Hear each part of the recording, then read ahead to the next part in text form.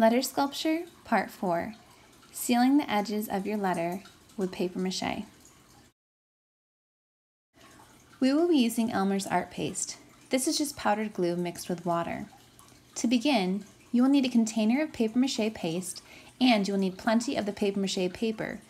We will be using brown craft paper for our paper mache paper, which has already been pre-ripped for you and placed in a tray at your table. When beginning to apply the paper, dip your fingers into the paper mache paste first and then smooth it out over the craft paper. Work on the edges first and carefully press the paper around the corner so that you form a nice edge. Work on one side of your letter at a time, but by the end of today's class, make it your goal to finish covering the entire letter with the paper mache.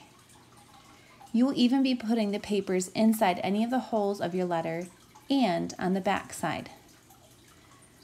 Watch how they're starting one section on the top of the letter and then expanding outward from there. Each time you place a new piece of paper, make sure that you are overlapping some of the piece with the previous one applied. This will help make sure that you cover all of your poster board. Now, when your letter is wet, it has some squishiness to it because the poster board got soggy. Be gentle. You don't want to create dents in your letter by pushing your finger into it too hard. When you are finished paper macheing, or when it is time to clean up for the day, carefully carry your letter over to one of the shelves under the drying rack. If one side of your letter is dry, that would be the best side to place down on the shelf.